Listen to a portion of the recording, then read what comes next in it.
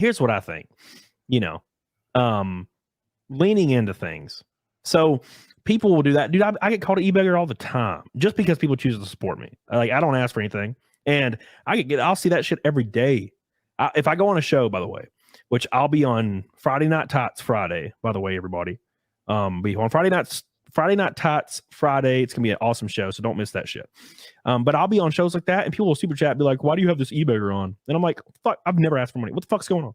Like, so that people just say it, and I think it becomes to a point, because I had a guy that like got me swatted. He hated my ass. He tried contacting my family, my friends, he contacted my parents.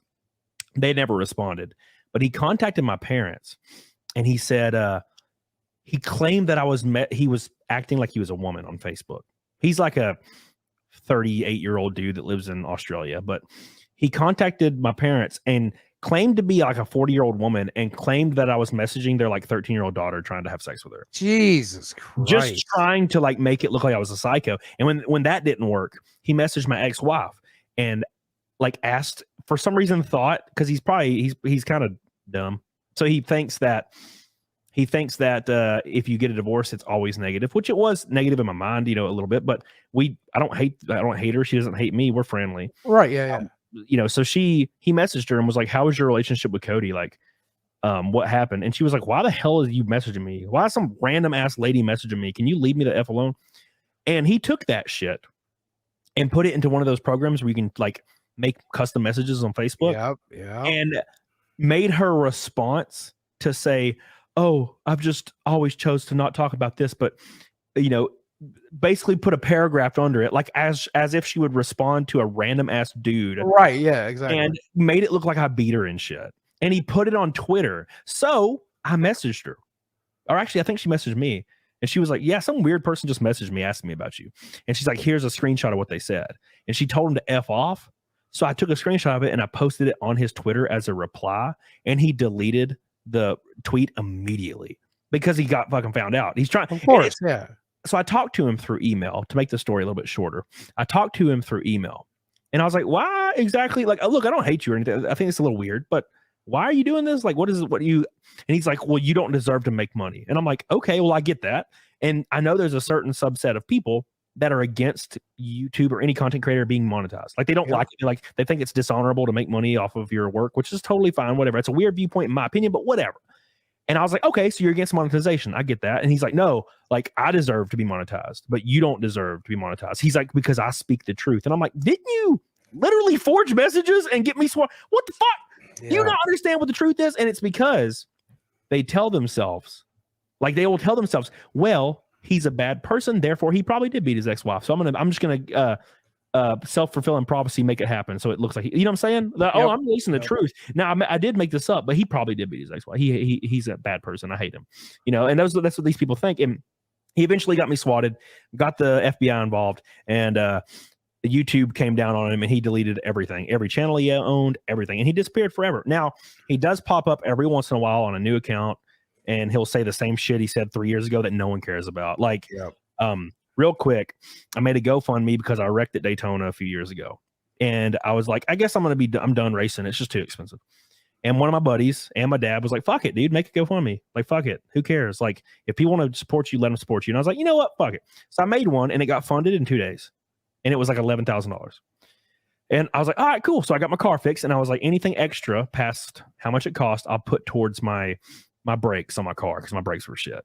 Yeah. And one of my buddies, he donated like some money to it and said, get your brakes, was the sub like message under it.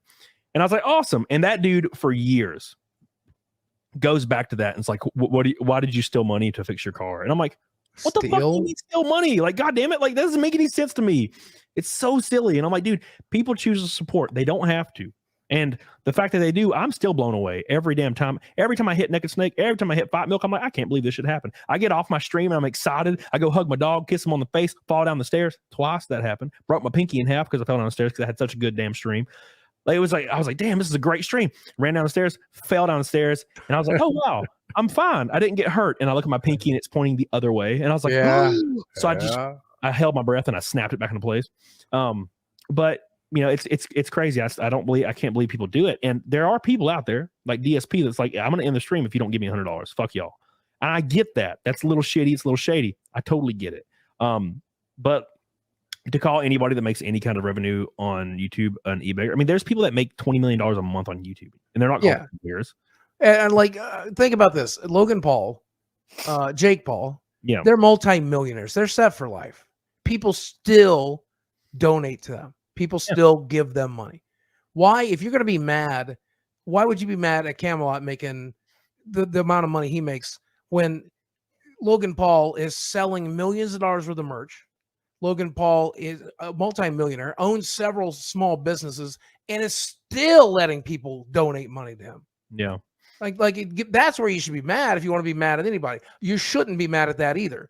If a person wants to spend their money, let them spend it however the hell they want to. If they want to give it to me, if they want to give it to a homeless guy, if they want to give it to a multi-millionaire, that's their prerogative. They worked for that money. It's their money. They can do whatever the hell they want to with it. Yeah. And the other thing that I think is really crazy is not wanting a YouTuber to be monetized. I make a thing. I create a thing. Do you like the thing? Here, I'm giving it to you for free. Do you like the thing? If you do, you can give me something. How is that a bad person? How's that a bad guy? When you talk about, I was dealing with this shit on Twitter today, but like you went through a divorce, right? And divorces are not always bad. Me and my ex-wife, we fell out of love. My job, my body, my life, her situation just basically killed the love that was between us.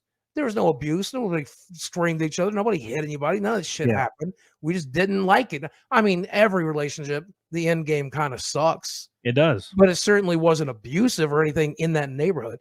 People need it to be for so bad. Like I was dealing with that today. Like I've seen video of you screaming at your wife. Dude, that was a Francis character. That was a bit we were acting. It was a comedy sketch. You're you're so desperate for that. My ex-wife has like literally come out and said this shit never happened. Doesn't matter. They need it to happen. It's so fucking bizarre. And what you were dealing with this dude is just a mentally unhappy, mentally imbalanced person who's decided to take that shit out on you. And I don't understand. This is what I never understand. I have never thought to try to tear down another person. Yeah. I mean, like Wings of Redemption, don't get me wrong. I want to do what I have to do in the ring, but I've never thought I'm going to tear down somebody else. I just want to build myself up. And if I can build somebody else up in the process, I'm glad to do it. I just spend your time. If you're mad about YouTubers making money, if you're mad at other people, just work on your own shit. Don't spend your time trying to take down somebody else. That ain't going to fix it. That ain't going to fix your situation. Work on your situation. Get your shit together. I've said that for years, and I'm like, with the amount of effort that some of these people put in to like trolling, getting people swatted, forging messages, doing all the amount of effort some of these people do, like following these people around, following their every single step.